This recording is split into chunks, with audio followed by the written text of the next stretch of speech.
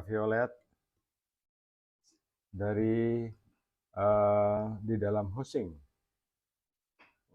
Banyak sekali yang bertanya, Pak, itu lampunya apa tidak konslet atau lampunya tidak putus, ya? Nah, ini rahasianya bahwa semua lampu ultraviolet kecuali yang KW-KW ya, itu semua punya slave atau kaca pelindung. Dia punya slave seperti ini. Saya kasih dekat ya. Jadi ada slave seperti ini. Nah, slave ini saya pasang di dalam housing. Jadi slave-nya ada di sini. Ya. Nah, sahabat, ini housing tentu yang kualitasnya baik. Ada juga yang protes saya seperti ini, Pak, itu ultraviolet transparan begitu apa tidak berbahaya? Tidak, sebab ultraviolet ini ketika menyala kan bukan untuk dipandangi, ini bukan televisi supaya dilihat terus-menerus begitu. Ini kan dalam posisi kerja, sangat tidak mungkin kita mata mendelik ke lampu ini ya. Kalau kita sudah tahu lampu ini memang berbahaya ya jangan dipentelengi gitu, karena ini bukan televisi.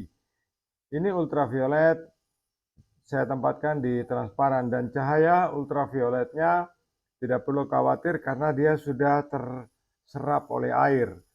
Kan di dalam sini penuh air, jadi tidak memberikan efek bahwa sinar ultraviolet atau sinar UV ini akan tembus lewat pelindung ini. Housing ini khusus, dia sudah dibuat untuk bisa menjadi tameng bagi ultraviolet. Jangankan ultraviolet dari lampu yang kemampuannya terbatas, sinar ultraviolet matahari pun tidak akan masuk ke dalam housing ini, sebab dari pabriknya sudah menjelaskan kepada saya seperti itu.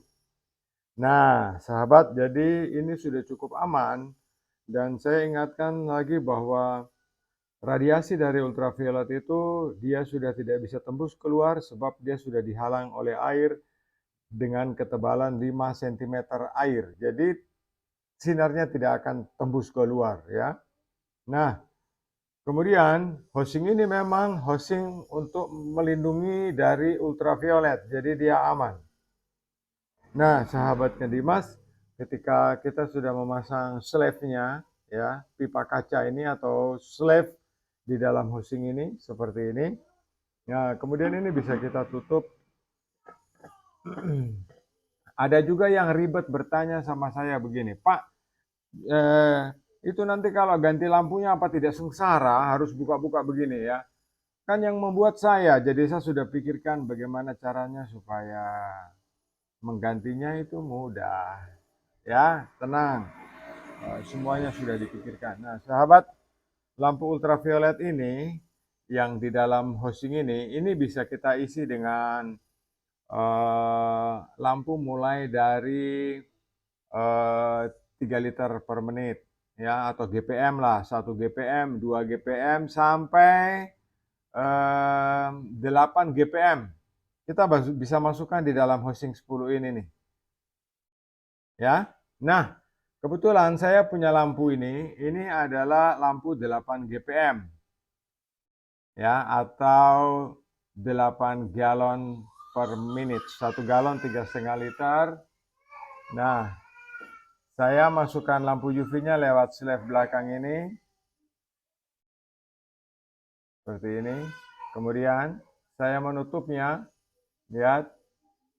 Nah, lampu UV itu aman di dalam sini ya. Nah, dia sudah di dalam. Jadi lampu UV ini aman. Lebih aman lagi ketika karetnya saya tutup di belakang. Iya, sahabat, seperti ini ya. Nah, sekarang kita tes ini lampu menyala atau tidak. Jadi input sama outputnya tetap sama, tidak ada beda di sini. Jadi yang ada tombol merah ini pasti lubang in dan di sebelah ini lubang out ya. Yang terpenting itu kita tes. Ini lampu UV ini menyala kah atau hanya ini? Saya tipu-tipu saja. Nah, sekarang bisa dilihat bahwa lampu ini bisa menyala ya. Mari kita uji, kita tes. Nah, ternyata menyala ya. Nih, Saya matikan, saya hidupkan lagi, nyala dia. Ya, jadi ini housing ini sudah melindungi sinar ultraviolet. Jadi cahaya tidak ada yang keluar. Lihat di tangan saya tidak ada efek cahaya, tidak ada. Jadi cahaya sudah rendang atau sudah terserap oleh housing transparan ini, dan tidak semua housing. Hanya housing khusus punya Kendimas. Dia memberikan perlindungan terhadap ultraviolet. Nah, sahabat, terima kasih atas atensinya. Jika berminat memiliki ultraviolet ini, bisa menghubungi saya di WhatsApp yang biasanya. Terima kasih. Lukman Hakim dari Blitar. Salam Kendimas.